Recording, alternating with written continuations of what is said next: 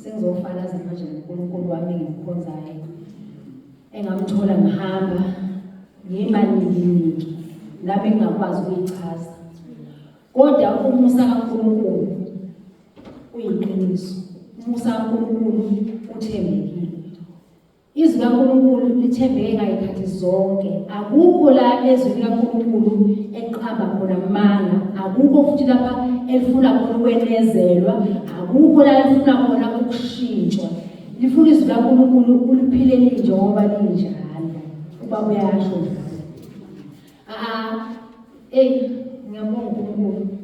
ngiyabonga uNkulunkulu kakhulu ukuthi baba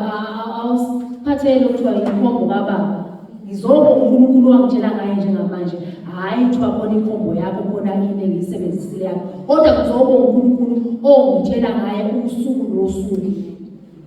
ngibonga amandla kaNkulunkulu bengisebenza mina ngiyi-security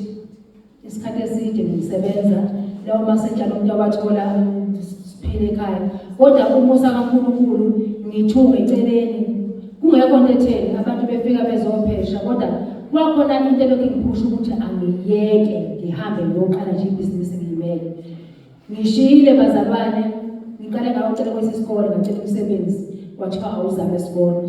ngavele ngayiyeka umsebenzi lona ngahamba ngadilana nalo wesikole ngithenza ubaba bambelene nawo hayi January kulo nyaka ayikwaphusha ngabona ikenzeka ngafuna indawo ngasebenzela khona izimanga kaNkulunkulu kule ndawo engiyifunile ngasebenzela khona nabasebenza khona bayizabelana ngiyibhulela abantu bathi jayi mina mangena iJesu Kristu inkosi iyona into engisizayo sike safika kwelinye igumbi lethu esisebenzela kulo kukhona umuntu imithi phansi kodwa uNkulunkulu ngavele ngafika ngathandaza kuqala ngoba njalo mangifika kuqala ngithandaza ngibikela uJesu kuqala bese ngiyashanela ngiyaklina endlini bafike emva kwami-ke ngisebenza nabo ngoba abafuni ukuthola umbulelo mina ngoba ngihamba noJesu ngithemba uJesu nje kuko konke ngangena ngawushayela umuthi lona ngawubeka lapha eceleni ngaklina ngakorobha ngaqeda bathi babefika ngabatshela hayi ngokwani lapha hawu umuthi ngathi uJesu Kristu inkosi wenze njani hayi inkorobheni nina nifika vele uJesu sekline konke sekusukile ayi uzosenza ukuthi ike amabhizinisi ingahambi kahle ngathi lobe livijwa yini mina ngikhulekela wonke umuntu olendlini ukuthi ibhizinisi lihambe kahle uNkulunkulu umusa akenzele wona njengoba ngiqala ngoJanuwari uMarch njengamanje khona isikole besangicela nje ukuthi ngizosenzela umsebenzi ngihambile ngaya kusona bafike savumelana yonke into hayi yonke into ya right futhi yaphumelela esesibili lezo kwavela kwasuka abanye nje abasuka ngoMbazi bavela bazoletha indwangu ngebona bafuna ukuthungela angisazi manje ngoqhamuka abanye usuku olundi labo baletha umthwalo senginemthwalo enganami engasayazi zoyithini kwazothi uThabi kwavela kwafika uthisha omkhulu kwesisikole nje lese ngaqala kusona wazothi lalela ngize kuwena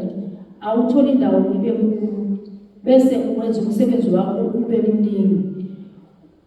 qasha abantu umsebenzi wakho usazoba mkhulu akasindisiwe kodwa nje ufika wazongitshela lonto ngathi hayi mina uJesu engimkhonzayo ngiyamazi engihamba naye ngiyamazi ngizobabaza amandla kaNkulunkulu ukuzophakamisa ukuthi uJesu Kristu uyinkosi and ungamngabazi ungathi ukukhonza yena kube kukhona okunye hayi yabona ungamxuba uvela hlehle akuyeke uzenzele wena ukuze uyibonga amandla akho ahamba aphelayo kodwa mangabe usumthathela yena ayikho into uJesu angakwenzelela uyazi ukuthi uJesu ukwenzela kusemcabangweni usacabanga ukuthi uzokwenza njani usacabanga ukuthi uzokwenza njani uzokuthatha kanjani akuhlushekwa kwaJesu ngaza ukuthi angifuni ukukhohlisa kwaJesu akuhlushekwa uJesu nje uyasithanda singaba-ke uyasazi uthi usazi sisesibelethweni ungamsiza kanjani umuntu okwazi useyihlule